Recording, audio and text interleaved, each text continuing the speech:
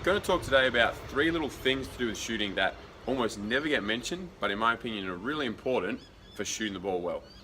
So, first point, this is to do with the shooting hand thumb and whether the ball should be on your palm or whether the ball should be on your fingertips. Now, it's a very common shooting teaching point that you need to get the ball off your palm. I almost never see players that have the ball too much on their palm, because when it's sitting too much on your palm and not on your fingers, well, the ball's going to roll off, and that's a pretty good feedback tool that what you're doing is not right, and players just naturally adjust. What I see far more often, and in particular with girls, but plenty of guys do as well, is the ball too much on the fingertips and a long way away from the hand. And when you do that, it's just hard to get any power, hard to get any control of the shot, because the ball's only touching the very ends of your fingers. Now, it's not the only cause, but one common cause of this fingertip hold on the ball is the thumb of the shooting hand. Now, when I hold the ball, you can see my fingers, in particular my index finger, my middle finger, my ring finger, they're all flat on the ball. It's the center of my finger which is pushing down on the ball. Whereas my thumb, and to some extent my pinky, but it's usually the thumb that causes this problem, with my thumb, that sits side onto the ball.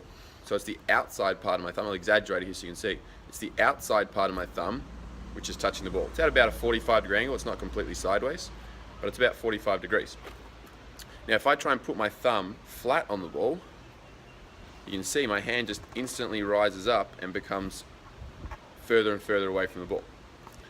So with my thumb sitting side onto the ball there at that 45-degree angle, I've got that little gap between my ball and my palm, but my hand is close to the ball. Now you'll notice if I try and then put my thumb flat, so it's sitting on the ball with the center of my thumb touching the ball, all of a sudden I get this huge gap in there and the ball's right up on my fingertips. So point number 1, thumb needs to sit side onto the ball, don't try and put it flat. Alright, number 2, this one's to do with the angle of your shooting arm and the direction that your arm goes, forwards or backwards when you shoot it. This one's a lot more common with girls than boys, just like the last thing, but again there is quite a few boys that also do this. So here's my release point, and what a lot of players will do is from this point their elbow will actually go backwards as part of their shooting motion, and they'll finish with their arm there next to their head straight up in the air. When you do this, it becomes a bit more of a palm shot. The palm kind of pushes the ball first. You can see that my palm is leading and then my fingers go, and you just end up essentially your arm's moving backwards and not towards the ring where you're actually trying to push the ball. What we want to have happen is we want the arm to go like that, and it'll finish at about a 45-degree, 50-degree angle. That's been proven to be ideal in terms of shooting arc.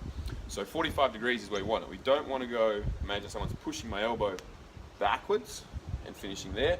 I want to imagine someone's pushing my elbow straight up in the air and it's going to finish there. This, not this. Alright, third point for today. This one's to do with the guide hand. Probably somewhere around 95% of kids have some guide hand involvement in their shot. So it's not a completely one-handed release where their guide hand just stays on the side. It's to varying degrees, but I'd say probably 95% of players have some involvement of their guide hand. And it just makes it much harder to be consistently straight with your shot when you're trying to push the ball with 2 hands from the sides of the ball rather than just 1 hand underneath the ball. Now, it's really important with shooting and with everything, but with shooting, that we make sure we're correcting the cause and not the symptom. Because if we just try and tell a player to change the symptom when there's an underlying cause that's making them do that, it's not going to be very helpful. And so very often the cause of players shooting a 2-handed shot is their initial positioning of their guide hand and the angle they position it at and the tension in their wrist. So what we want with the guide hand, as I got the ball here, is we want the hand on the side of the ball with the fingers pointing up. So as I get to that release point, the fingers on the guide hand should be pointing up. If the fingers on the guide hand are pointing back towards my head, you can instantly see that as soon as I do that, it's now a shot where both elbows are out and it's going to be a 2-handed push. Whereas just by rotating that hand so that the fingers are pointing up, it's now a 1-handed shot where I can push the ball just with my shooting hand. The second area with the guide hand which causes a 2-handed shot, even though the player has their fingers maybe pointing up and the hand is positioned correctly on the ball, is then creating tension in their wrist. So there's 2 possible ways a player can do this. With the hand in the right position, some players will do this, where they have their elbow right out and their wrist is bent 90 degrees that way. And then the other one, sorry girls, this one's a lot more common with girls as well, is they'll actually have the ball held like that, where they're squeezing it with their fingers. I call this clawing the ball, like they're squeezing it with a claw and they've got their arm bent like that, holding the ball. Now you can just see how tense that is And just because of that tension, I then want to do something with that hand. We want the guide hand to be relaxed, sits on the side of the ball like this, and then as we go to release the ball, just stays in exactly the same position. So there's your 3 tips. Number 1, shooting hand thumb needs to sit side onto the ball. Don't try and put it flat and get the ball up on your fingertips. Number 2, shooting arm needs to go forwards and not backwards. And number 3, guide hand needs to sit on the side of the ball relaxed so we can shoot a one-handed shot.